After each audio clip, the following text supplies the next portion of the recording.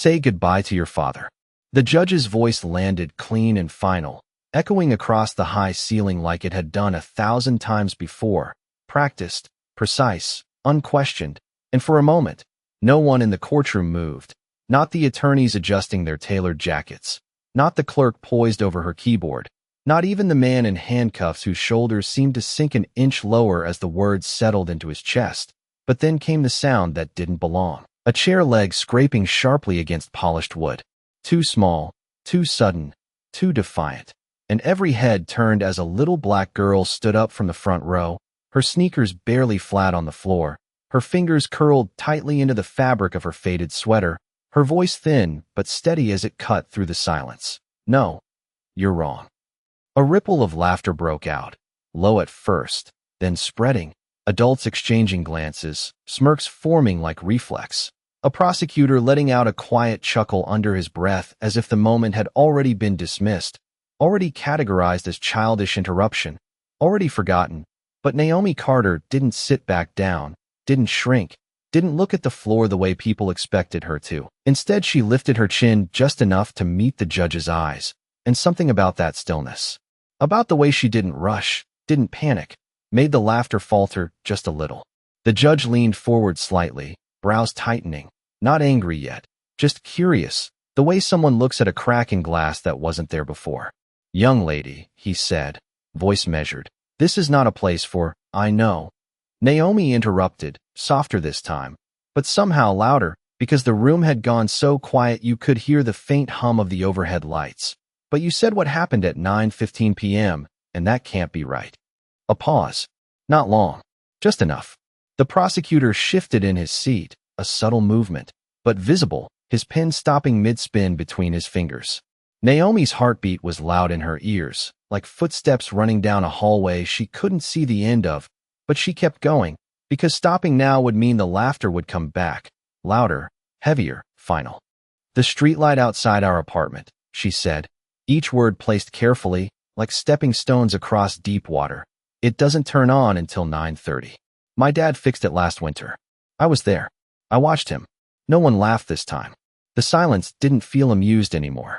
It felt sharp, like something had shifted just a few degrees off-center.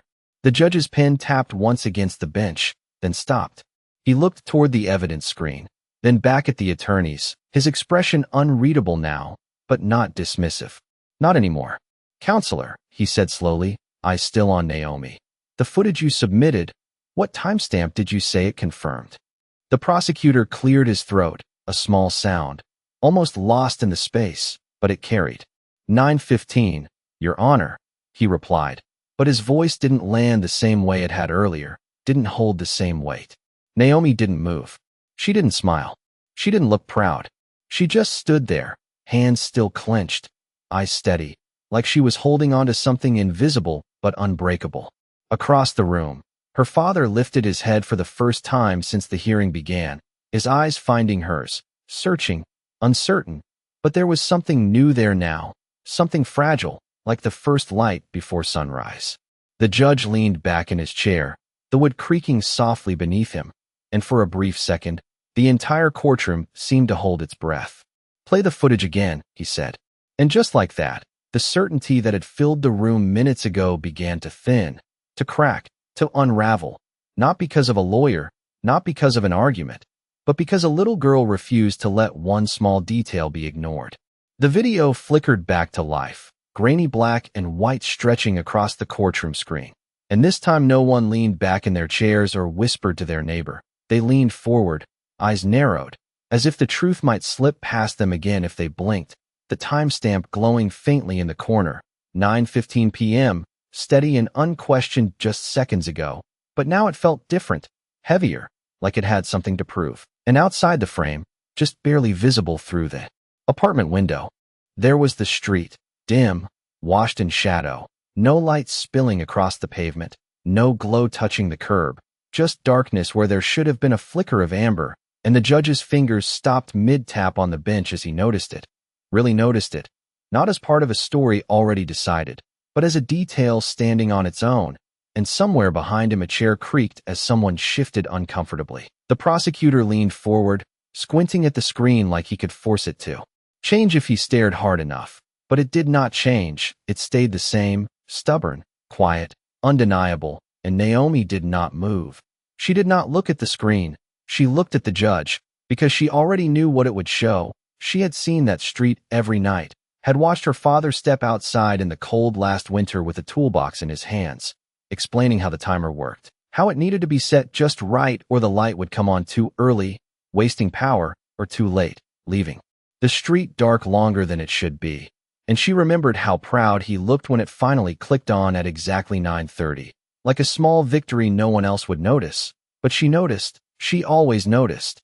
And now that small moment was sitting in the middle of a courtroom, louder than any argument, louder than any title or suit or raised voice.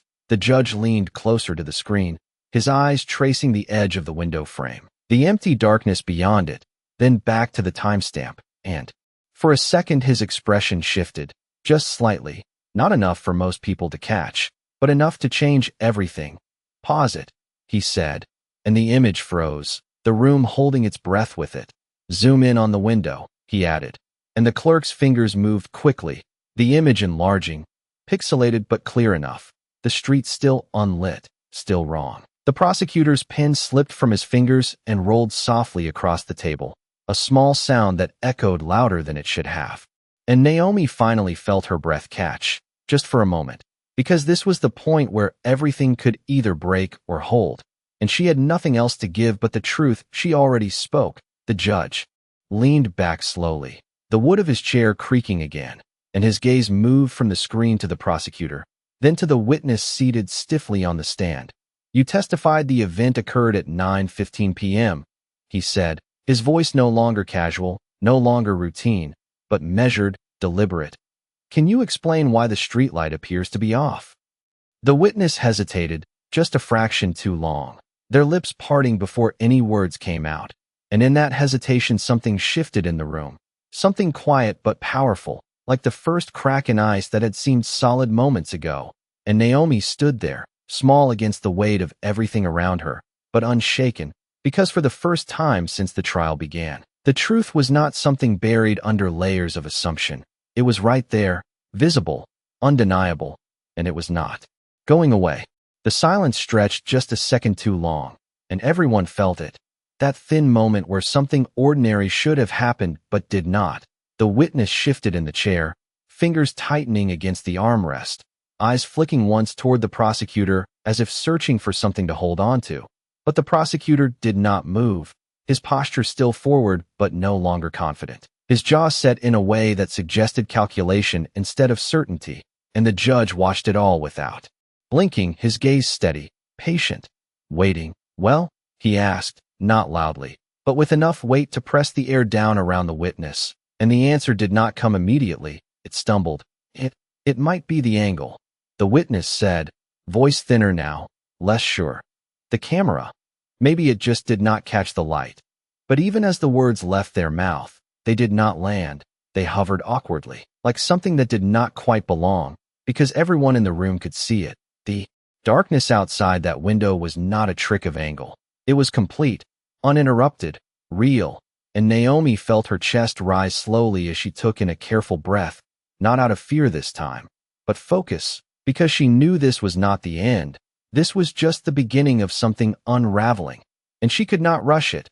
She had learned that from watching her father fix things. You do not force a broken piece back into place. You find where it slipped, where it stopped fitting, and you let the truth show itself. "Your Honor," she said again, softer now, but clearer than before, and every head turned back to her, not with laughter this time, but attention, real attention. "May I say one more thing?" The judge hesitated, just a fraction, his eyes studying her like he was seeing her for the first time, not as a child out of place, but as someone holding a piece of the puzzle no one else had noticed. And then he nodded once, slow and deliberate. "Go ahead," he said, and the permission changed everything. Naomi stepped forward half a step, not enough to break any boundary, just enough to be seen. "The bus I take home," she said, her voice steady. "It passes our building every night at 9:20. I look out the window every time, because my dad always waits until the streetlight turns on before he comes inside. He says it is the easiest way to know he set the timer right. She paused, just long enough for the image to form in their minds. A man standing under a pole, waiting for a light to flicker on, something small, ordinary, but consistent. And every night, she continued, it is still dark when I pass by at 9:20. The room did not move, did not breathe. It simply absorbed the words. And somewhere in the back a juror shifted forward slightly, elbows resting on knees, eyes fixed now not on the screen, but on the witness, because the story they had been told was starting to feel less solid, less certain. And the prosecutor finally leaned back in his chair, a slow movement that seemed almost reluctant, as if he knew that pushing forward too quickly might make things worse. The judge's fingers tapped once more against the bench, but this time the rhythm was different, slower, more deliberate. Counselor, he said, without looking away from Naomi, do you have any additional evidence that confirms the exact time beyond the footage? The question hung in the air, heavier than before, and the prosecutor opened his mouth, then closed it, the answer not ready, not immediate, and that hesitation spoke louder than any argument could. Naomi did not smile, did not relax. She simply stood there, her small frame steady under the weight of the moment, because she understood something the others were only beginning to see, that truth does not need to be loud to be powerful. It only needs to be consistent, and right now, the truth was holding its ground while everything else began to shift. The courtroom did not return to normal. It shifted into something quieter, heavier, like every sound now had to pass through doubt before it could exist, and the judge let that silence sit, did not rush to fill it, because he had seen this before, the moment when a case that seemed certain began to loosen at the edges, thread by thread, and he knew better than to ignore it. I will ask again, he said, his voice calm but firmer now. Do you have any evidence that confirms the exact time beyond this footage? The prosecutor straightened, adjusting his tie with a controlled movement, trying to reclaim the ground that had slipped. Your Honor, the witness testimony and the video together establish a consistent timeline, he replied, but even as he spoke, his eyes flicked once toward the screen, toward that dark window that refused to cooperate, and that flicker did not go unnoticed, not by the judge, not by the jurors, and certainly not by Naomi, who stood still, watching not just what was being said, but how it was being said, because she had learned that truth was not only in words, it was in the spaces between them, the hesitation, the glance, the shift in tone, and right now, everything felt uncertain. The judge turned his attention back to the witness. You are certain of the time? He asked, and this time the question was sharper, more direct, cutting through any room for assumption. The witness swallowed, a small motion, but loud in the stillness. Yes, Your Honor, they answered. But the certainty did not land the same way it had earlier. It sounded practiced now, repeated, not remembered, and that difference settled into the room like a weight. Naomi felt her fingers relax slightly at her sides, not in relief, but in understanding. This was where the truth had to hold, not just once, but again and again, without changing, without breaking, and she took a slow breath before speaking, not interrupting, not challenging, just adding. Your Honor, she said, her voice softer than before, but steady. May I explain something about the light? The judge looked at her, really looked this time, not as an interruption, but as a source, and after a brief pause, he nodded. Briefly, he said, and Naomi stepped forward just enough to be heard without raising her voice. The timer is not automatic like most streetlights, she explained, choosing her words carefully. My dad installed a manual override because the city system was broken. It only turns on when the internal clock reaches 9:30 exactly. Not earlier. Not by accident. She paused, letting that settle, letting the simplicity of it carry its own weight. So if it is dark at 9:15, then it was still before the light was supposed to come on. The logic did not sound dramatic. It did not need to be. It was clear, grounded, consistent, and that made it harder to dismiss. The prosecutor shifted again, this time more visibly, his hand reaching for a folder that he did not open, as if searching for something that was not there, and the judge leaned back slowly, his gaze moving from Naomi to the witness, then to the screen again, connecting the pieces not as a story, but as facts. And for the first time, the structure of the case felt unstable, not collapsed, but no longer firm. Clerk, the judge said after a moment. Note the discrepancy in the timeline. And that single sentence changed the air in the room completely. It was no longer a matter of interpretation. It was now a matter of record, something official, something that could not be ignored or brushed aside. Naomi did not smile, did not react outwardly, but inside, she felt it, that small shift from being dismissed to being heard, and across the room, her father's shoulders lifted slightly, just enough to show that he felt it too, that something was changing, slowly, carefully, but undeniably, and the judge's next words came quieter, but heavier than anything before. "We will proceed with caution," he said, and in that moment, the certainty that once filled the courtroom was gone, replaced by something far more powerful, the possibility that they had been wrong. The words "proceed with caution" did not fade when the judge said them. They stayed, hanging in the air like a quiet warning that everyone could feel but no one could ignore, and the room adjusted around it, postures straightening, eyes sharpening. Even the small movements became deliberate, as if any careless gesture might tip something further out of place. The prosecutor cleared his throat again, but this time the sound felt heavier, less controlled. "Your Honor," he began, attempting to regain structure. Even if there is a minor inconsistency in the lighting, the overall sequence of events remains supported by the witness statement and the footage. His voice held steady, but it lacked the ease it carried before. It sounded like something being held together rather than something standing on its own, and the judge did not respond immediately. He let the statement settle, then turned slightly toward the clerk. "Mark the footage for detailed review," he said, and that simple instruction shifted the direction of the room again, because now the evidence was no longer accepted at face value. It was being questioned, examined, pulled apart piece by piece. Naomi watched it happen without moving, her eyes tracking the small changes, the way the jurors leaned in closer, the way one of them pressed their lips together thoughtfully, no longer passive, no longer distant, but engaged, and across the aisle. Her father's hands, still resting near the edge of the table, relaxed. Just slightly, not fully, not completely, but enough to show that something inside him had begun to release. Just a little.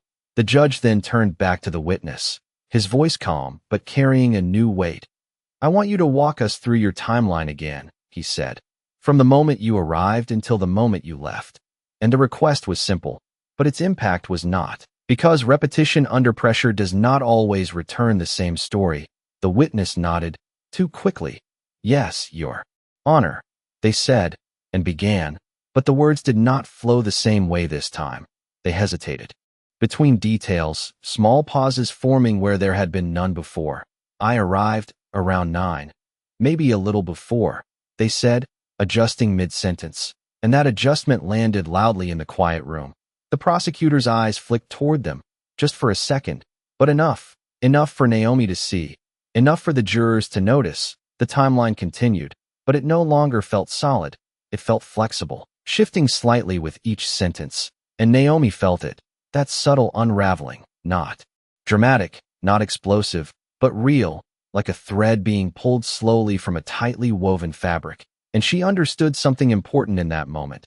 This was not about proving everything at once. It was about letting the truth stay consistent while everything else struggled to do the same. She took a slow breath, her shoulders steady, her stance unchanged, and when the witness finished speaking, the room did not react immediately. No one rushed to confirm or challenge. They simply absorbed it, measured it against what had already been said, and the judge leaned forward slightly, his fingers resting together, his gaze thoughtful. "You said you arrived before 9. He repeated, not accusing, just clarifying. "But earlier you testified that the event occurred at 9:15 exactly." The witness blinked, a small, involuntary reaction. "Yes.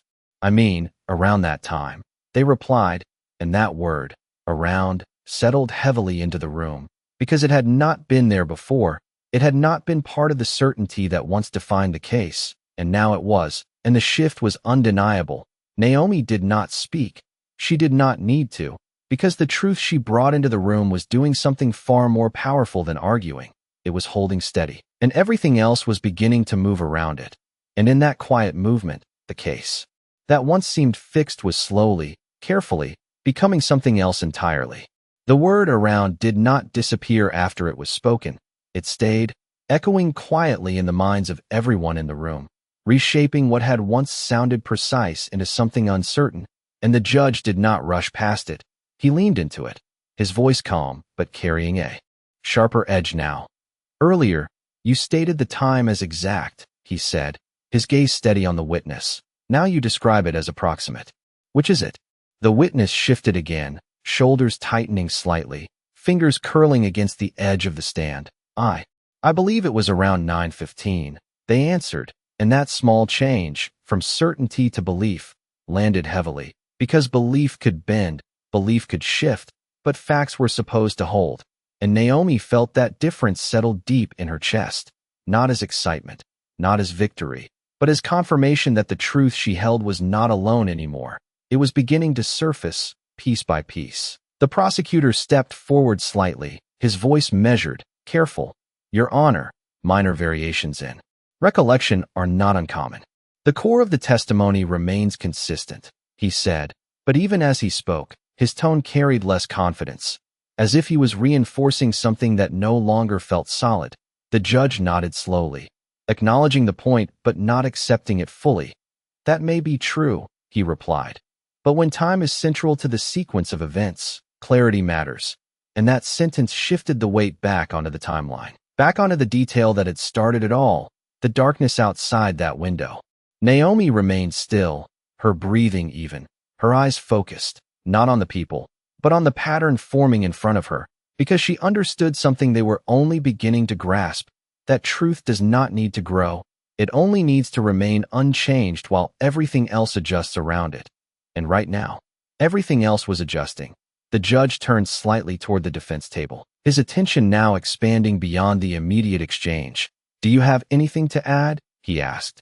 And Naomi's father looked up, surprised, as if he had not expected to be seen, not expected to be asked, his hands resting on the table, steady but worn, and for a moment he did not speak, not because he did not have words, but because he had spent so long believing they would not matter, and Naomi felt that hesitation, felt it like a quiet echo of every moment he had chosen silence over being dismissed, and she took a small step forward, not interrupting, just present, just there, and that presence was enough. He glanced at her, just for a second, and something in his expression shifted, something steadied.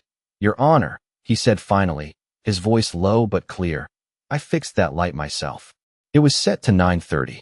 I remember because my daughter kept asking me why it would not turn on earlier. A faint smile touched his words, not visible on his face, but there in the tone, and that detail, simple, human, grounded, added something the room had not considered before, not just technical accuracy, but lived experience, consistency over time, and the judge listened, not interrupting, not dismissing, just absorbing. And then he nodded once, slowly, as if placing that piece carefully alongside the others.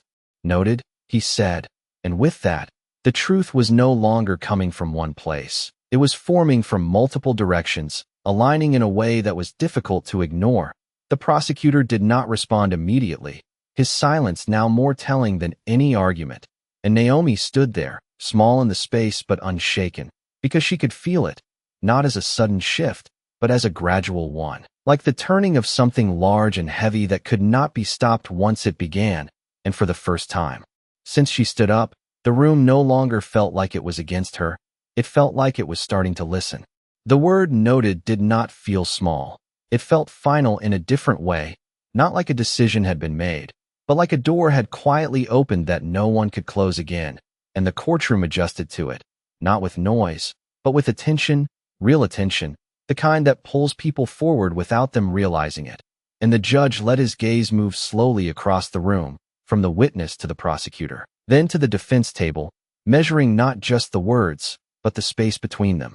And something about that silence made the prosecutor shift again, this time more visibly, his hand flattening against the table as if grounding himself.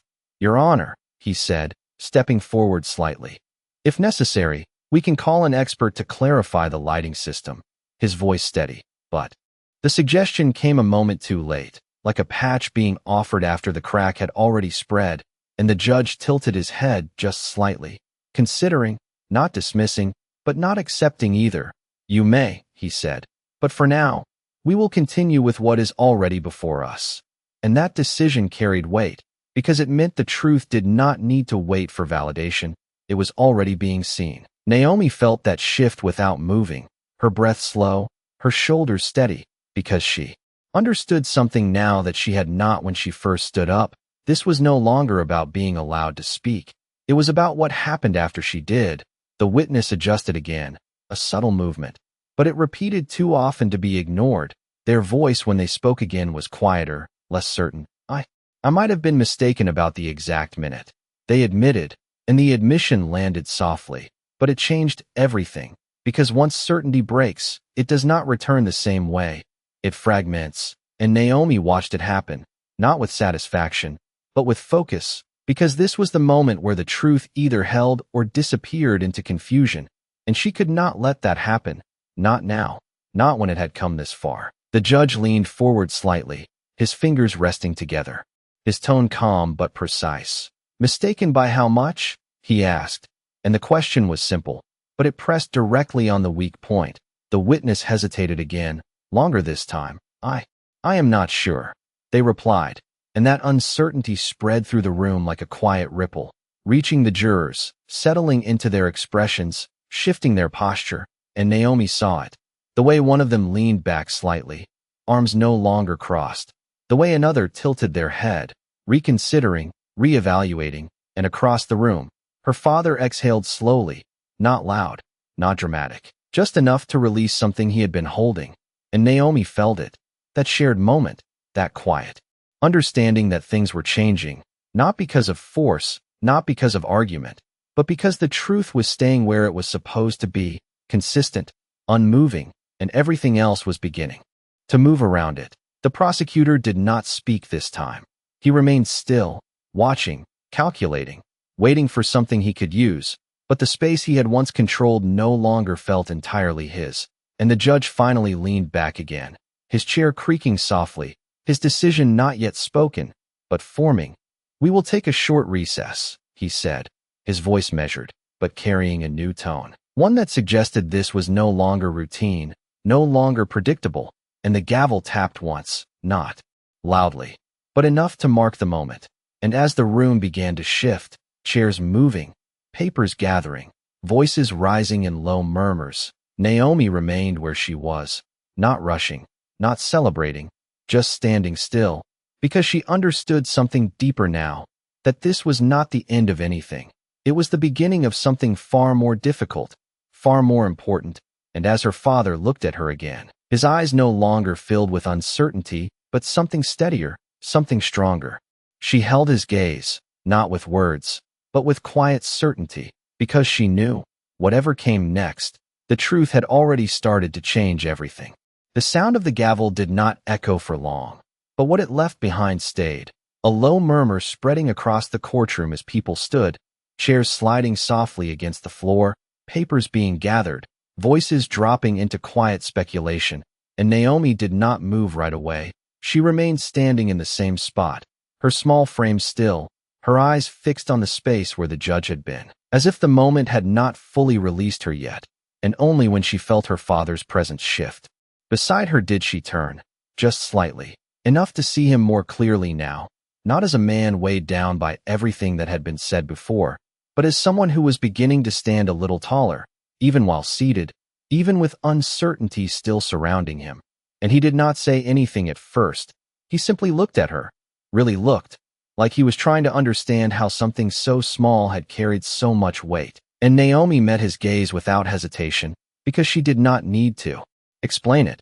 She had already said what mattered, and the truth did the rest. Across the room, the prosecutor stepped aside, speaking in low tones with another attorney, their heads close, their expressions tight, controlled, but no longer relaxed, and that difference was clear. It was visible in the way they paused between sentences, in the way their eyes occasionally flicked toward Naomi and her father, as if recalculating something they had assumed was already finished and near the jury box. A few jurors remained seated, not fully rising, their posture thoughtful, their attention lingering, one of them resting their chin against their hand, eyes distant, replaying what they had just seen, not as a simple interruption, but as something that did not fit neatly into the version of events they had been given. And Naomi noticed that too. The way the room had not returned to normal, the way it could not, because once doubt enters, it does not leave easily. It settles, it stays, and it asks questions, and she understood now that this pause, this recess, was not a break from the case. It was part of it. It was where people began to think, to reconsider, to look at things differently. And that was where truth had space to grow, not by becoming louder, but by becoming clearer. Her father leaned forward slightly, his voice low, careful.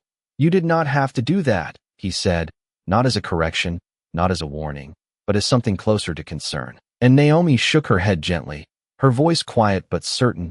"Yes, I did," she replied, because to her, it had never been a question of whether she should speak, only whether she would. And she had chosen, not because she was not afraid, but because she knew something simple and unchanging, that what happened that night could not be what they said it was, not if the light had not turned on yet.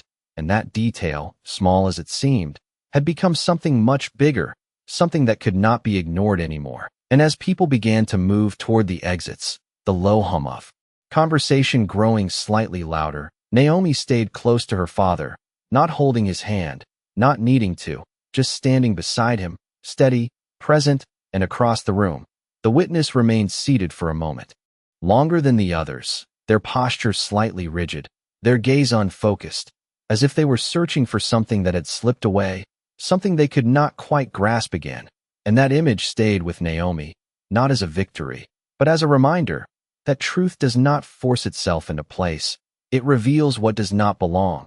And in that quiet revelation, everything begins to shift. And as the courtroom doors opened and the light from the hallway stretched across the floor in a long, pale line, Naomi took one last look back, not at the people, not at the seats or the walls, but at the space where her voice had first broken the silence. Because she understood now, that moment had not ended when the laughter stopped. It had only just begun. The hallway outside the courtroom felt colder than before, not in temperature, but in the way sound traveled, footsteps echoing sharper, voices carrying further, as if everything had more space now that certainty had been left behind inside those walls. And Naomi walked beside her father without rushing, her pace steady, her eyes forward, while around them people moved in clusters, whispering, speculating, their words low but charged, because something unexpected had happened and no one could quite ignore it. A young girl had spoken, and the room had listened, even if it had taken time, and even if it had started with laughter. And her father glanced down at her again, his expression softer now, less guarded. "Where did you learn to notice things like that?" he asked quietly, not as a challenge, but as genuine curiosity. And Naomi thought about it for a moment, her gaze shifting slightly toward the floor, toward the polished tiles reflecting faint strips of overhead light. "From you," she said simply, because to her, it had never been anything extraordinary, just the way he paid attention to small details, the way he fixed things, the way he explained that even the smallest part had to work exactly right or the whole system would fail. And that answer seemed to settle into him, not loudly, but deeply, like something he had not realized he had passed on. And for a moment neither of them spoke again, because they did not need to. The silence between them was no longer heavy, it was steady, and behind them, the courtroom doors opened again, voices spilling out as attorneys and staff re-entered, preparing for what came next. And Naomi turned slightly, just enough to see the movement, to feel that pull back toward the place where everything had started to change, because she knew this was not over, not yet. The truth had only begun to surface, and it would be tested again, maybe harder this time, maybe with more resistance, and she had to be ready for that, not with more words, but with the same clarity, the same consistency, because that was what had made the difference. Across the hallway, the prosecutor stepped out, his posture composed but his pace slower than before, his eyes scanning the room until they briefly landed on Naomi. And in that brief moment, there was no laughter, no dismissal, just recognition and something else, something closer to concern. And then he looked away, already turning back toward his team, speaking in low, focused tones, planning, adjusting, because the case he had walked into earlier was not the same case anymore. And Naomi saw that too, the shift in him, the change in how he carried himself, and she understood that what came next would not be simple. It would not be easy, because people do not give up certainty without trying to rebuild it. And that meant more questions, more pressure, more moments where the truth would have to stand on its own again. Her father took a slow breath beside her, then exhaled, his shoulders lowering slightly. "Whatever happens next," he said, his voice calm but steady, "I am proud of you." And the words did not feel loud. They did not need to. They settled into her quietly, grounding her in a way that nothing else could. And Naomi nodded once, not looking up, but feeling it, because she had not done this to be seen. She had done it because it needed to be done. And as the call came for everyone to return inside, a firm voice carrying down the hallway, she turned back toward the courtroom, her steps measured, her expression unchanged. But something inside her had shifted, not into confidence, not into certainty, but into something stronger, something quieter, the understanding that truth does not need permission to exist. It only needs someone willing to hold on to it. And as she walked back through those doors, into the same room that had once laughed at her, she knew this time they would not laugh the same way again. The courtroom felt different when they stepped back inside, not louder, not quieter, but heavier. Like every word that would be spoken now had to pass through something unseen first, and Naomi noticed it immediately. The way people sat straighter, the way eyes followed movement more carefully, the way no one smiled the way they had before, and she returned to her seat beside her father without hesitation, her posture calm, her hands resting lightly against her knees, not clenched anymore, just steady, because she understood now that what had begun could not simply be undone. The judge entered moments later, his presence drawing the room back into order, but even that felt different, less automatic, more deliberate, as if he too was aware that this was no longer routine. And when he sat, he did not immediately speak. He glanced once toward the screen, then toward the witness, then briefly toward Naomi, and that glance, small as it was, carried recognition, not of who she was, but of what she had introduced into the room. And then he began. "We will continue," he said, his voice measured, but with a tone that suggested something had shifted beneath the surface. The prosecutor stood, adjusting his jacket with controlled precision, stepping forward with a composure that seemed rebuilt rather than natural. "Your Honor, we would like to clarify the timeline through additional questioning," he said. And this time his words were careful, structured, as if each one had been weighed before being spoken, and the judge nodded once. "Proceed," he replied, and the prosecutor turned toward the witness, his expression focused, but no longer relaxed. "You stated earlier that the event occurred around 9:15 p.m.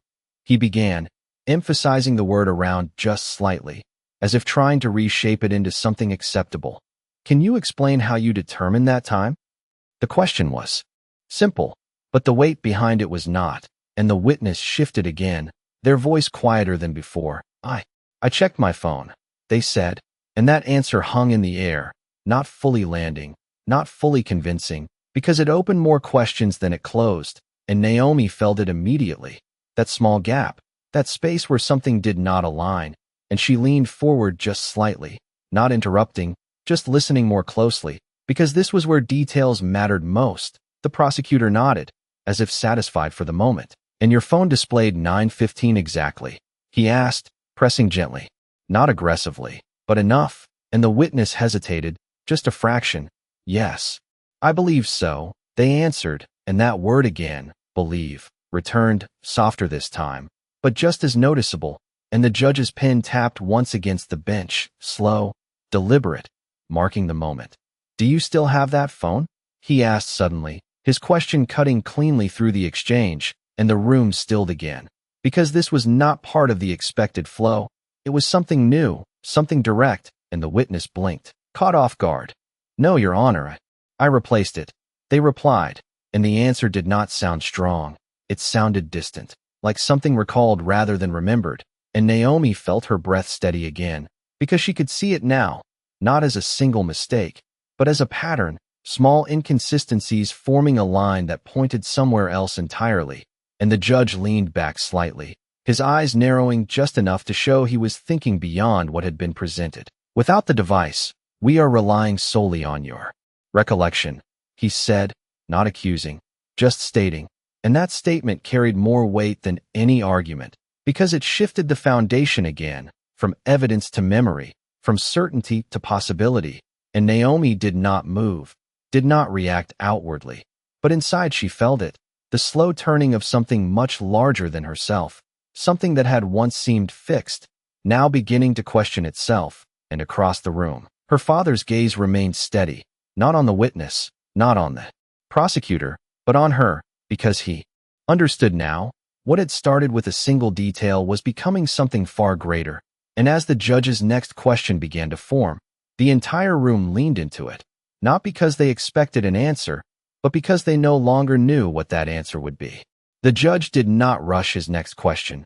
He let the silence stretch just enough to make it matter, his eyes resting on the witness with a focus that felt heavier than before.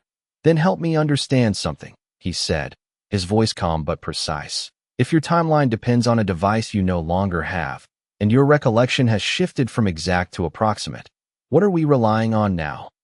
The question did not sound aggressive, but it landed deeply because it stripped away everything except what remained, and what remained did not feel as solid as it once had. The witness swallowed again, their hands tightening slightly as they searched for an answer that would hold. I remember what happened, they said, but this time the words felt smaller, less certain, like something trying to stand without support. And Naomi felt that shift immediately, not as a sudden break, but as something slowly giving way, like pressure building beneath the surface until it could no longer hold the same shape. The prosecutor stepped in quickly, his voice measured but carrying a sense of urgency now. Your Honor, memory can still be reliable even without physical evidence, he said. But the statement felt thinner than before, less grounded, and the judge nodded slightly, acknowledging the point, but his gaze did not leave the witness. It can be, he agreed. But consistency matters, and that word, consistency, settled into the room with weight, because it pointed directly at what had been unraveling piece by piece.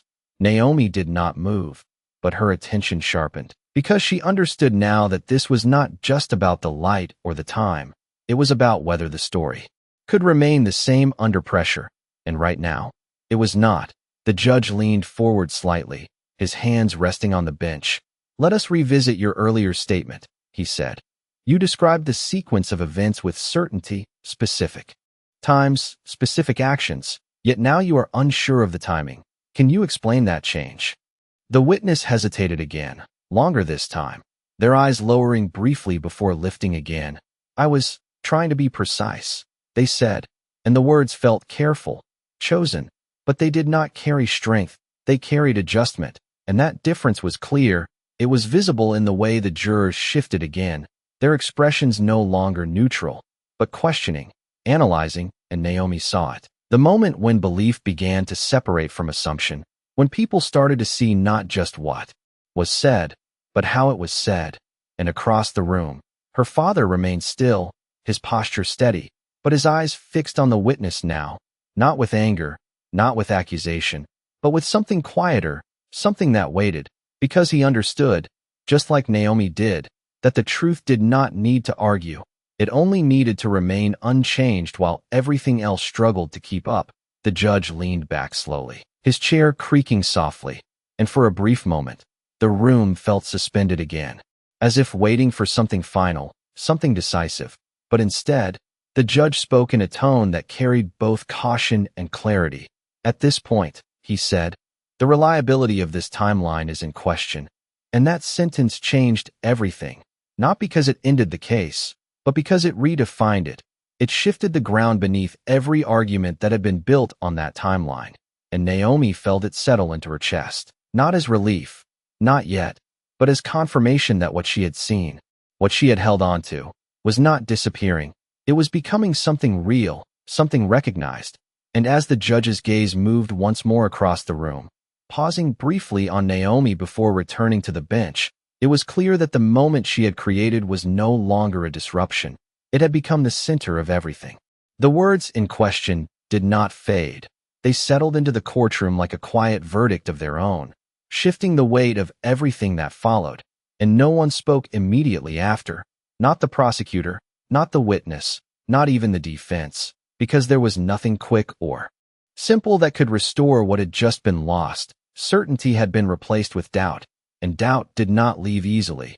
The judge allowed that silence to hold for a moment longer before he moved, his hands folding together, his gaze steady but no longer neutral. "We will proceed carefully from this point forward," he said, and the tone carried something new, not just authority, but responsibility. Because now every detail mattered more than before. Every statement would be measured against what had already begun to unravel. The prosecutor stepped forward again, slower this time, his movements controlled but no longer effortless. "Your Honor," he said, "the timeline may require clarification, but the core of the case remains intact." And the words sounded familiar, but they no longer carried the same force, because the room had changed. The jurors were no longer simply listening. They were evaluating, comparing, questioning, and Naomi could see it in their eyes, the way they did. Not look at the prosecutor alone, but at the entire space, as if the truth might appear anywhere, not just where they were told to look. The judge nodded slightly, acknowledging the statement, but his focus did not shift. "Then let us test that," he replied, and that sentence felt like a turning point, not loud, not dramatic, but decisive in a way that could not be reversed. He turned toward the witness again, his voice calm but carrying a deeper weight now. "Without relying on time, describe what you saw," he said, and the request stripped everything down to its simplest form. Not when, but what, and the witness hesitated, longer than before, their eyes unfocused for a brief moment as if searching for something that no longer came easily. "I saw him there," they said finally, their voice quieter, less structured, and the words did not build the same picture they had earlier.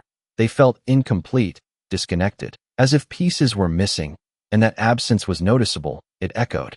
In the silence that followed, Naomi remained still, her breathing steady, her attention sharp, because she understood what was happening now.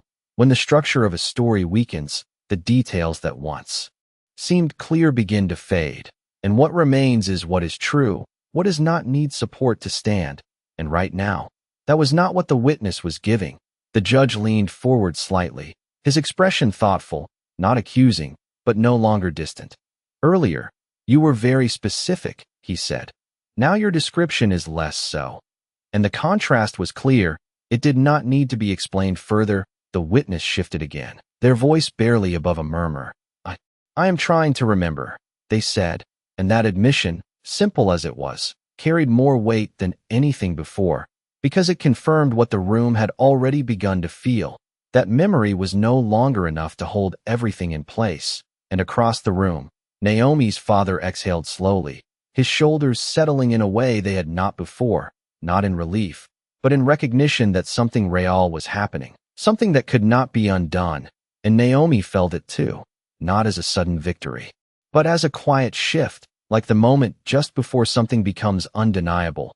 The judge leaned back once more, his gaze moving across the room, taking in the jurors, the attorneys, the witness, and finally Naomi. And when he spoke again, his voice carried a clarity that had not been there at the start. "At this stage," he said, "we must consider whether the foundation of this case is as strong as it was presented." And that statement did not end anything, but it changed everything, because it opened the door to a different outcome, one that had not seemed possible before. And Naomi stood there, small and steady, knowing that what she had brought into the room was no longer a question. It was something the entire courtroom now had to face. The room did not move when the judge finished speaking. It held, like everything inside it had reached a point where even the smallest shift could change the outcome. And for a moment, no one seemed willing to be the first to break that stillness. Not the prosecutor, not the witness, not even the jurors who now sat forward, their attention no longer passive but fully engaged, weighing every word, every pause, every inconsistency that had surfaced. And Naomi stood exactly where she had been, her hands relaxed at her sides, her breathing steady, not because she knew what would happen next, but because she understood something deeper now, that whatever came, the truth had already done what it needed to do. It had been seen, it had been heard, and it was no longer something that could be ignored. The judge looked down briefly at the notes in front of him, then back up, his gaze moving slowly across the courtroom. Not rushed, not uncertain, but deliberate. Based on what has been presented, he said, his voice calm, but carrying a clarity that cut through the tension. The timeline central to this case is no longer reliable, and the words did not echo loudly, but they landed everywhere, settling into every corner of the room, changing the shape of everything that had come before. The prosecutor remained still, his posture composed but no longer commanding, because there was nothing immediate to counter, nothing simple to restore what had shifted, and the witness lowered their gaze, not dramatically, not suddenly, but enough to show that something had changed, something they could not hold onto the way they had before, and Naomi felt it, not as a wave, not as a surge, but as a quiet settling, like something that had been unstable finally finding its place. The judge continued, his tone measured, without a consistent and verifiable timeline. The foundation of this case cannot stand as it was originally presented, and that sentence carried the weight of conclusion, not final in the sense of ending everything, but final in the sense that it could not be undone, it could not be ignored.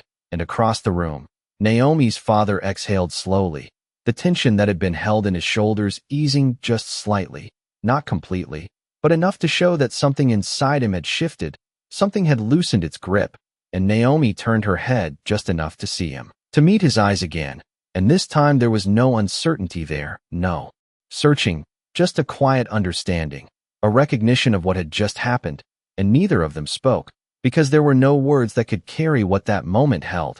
The judge then reached for the gavel, his hand steady, his expression unchanged, and when he spoke again, it was with a tone that carried both authority and finality. This court will move to dismiss the current charges pending further review. And the sound that followed, the single, firm strike of the gavel, did not feel like an ending. It felt like something opening, something shifting beyond the walls of that room, and for a brief moment, no one reacted, as if the weight of what had just happened needed time to settle, and then the room began to move, slowly at first, then more fully, voices rising in low tones, chairs shifting, papers gathering. But Naomi remained still, just for a second longer, because she understood something that others were only beginning to realize, that this moment was not created by power, not by status, not by experience. It had been created by something much quieter, something that did not depend on who you were or where you stood. And as she finally stepped closer to her father, not rushing, not dramatic, just present, she reached for his hand, and he held it without hesitation, and in that simple, silent connection, the entire room seemed to fade just a little, because what mattered had already happened, and it did not need to be repeated, it did not need to be explained, it simply remained, steady and undeniable, like the truth itself.